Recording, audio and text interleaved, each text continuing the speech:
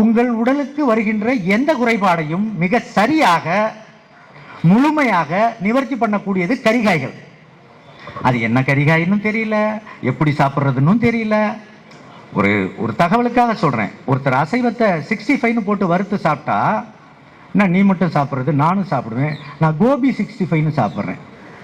நீ சிக்கன் 65 தானே சாப்பிட்ற, நான் கோபி 65 சாப்பிட்றேன். 65ங்கிறது அதிக வெப்பநிலைக்கு போய் வெந்ததுக்கு அப்புறம் தான் அந்த உணவு உங்களுக்கு வாய் வழியா போறப்ப இன்பம் இருக்கும்.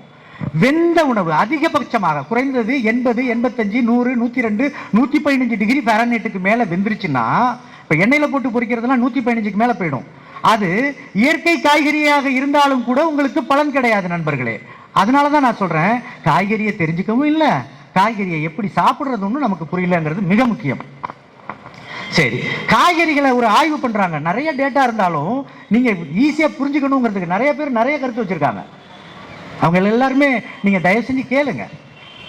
எல்லாரும் ஏரோப்ளைன்ல கொண்டாந்து சோத்தை போட்டா ஒருத்தருக்கும் சோறு கிடைக்கும். சோறு கண்ணுக்கு தெரியும், ஆனா கீழே விழுந்து செதறிடும். அது போல எல்லாரும் ஒவ்வொரு ஏரோப்ளைன் தான். எல்லாரும் கொட்டினாங்கன்னா நீங்க எடுக்கவே முடியாது. 1-2 வாங்கிக்கங்க. சந்தேகம் இருக்கிறப்ப நீங்க கூப்பிட்டு கேட்கலாம். நண்பர்களே, 1947க்கு முன்னால், சுதந்திரத்துக்கு முன்னால் டாக்குமெண்ட் பண்ணியிருக்காங்க, ஆவணப்படுத்தியிருக்காங்க. கரிகாய்கள் நீங்க எவ்வளவு வச்சிருக்காங்க பாத்தீங்க இல்லையா?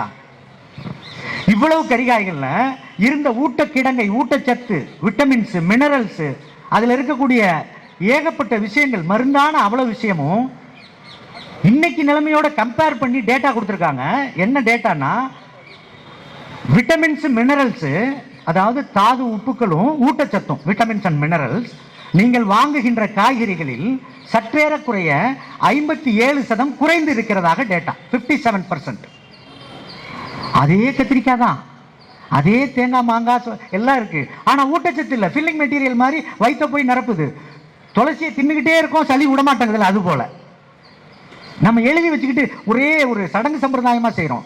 57% தாது உப்புக்களும் ஊட்டச்சத்தும் போயிடுச்சு.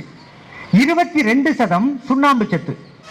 ஒரு இயற்கை மருத்துவர்கிட்ட போறீங்க, அல்லது தொடு சிகிச்சை ஏங்கல்ஸ் மாதிரி இருக்கிறவங்கள்ட்ட போறீங்க. அவங்க பார்த்துட்டு உங்களுக்கு உணவு சொல்றப்ப பிரண்ட துவையல் சாப்பிடு, பூசணிக்காய் சாப்பிடு, வெண்டைக்காய் சாப்பிடுன்னு சொல்றாங்க. பலன் இல்லை.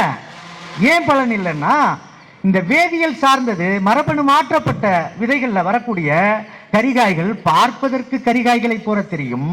ஆனால் அதில் இருக்க வேண்டிய விஷயங்களில் 22% கால்சியம் குறையுது.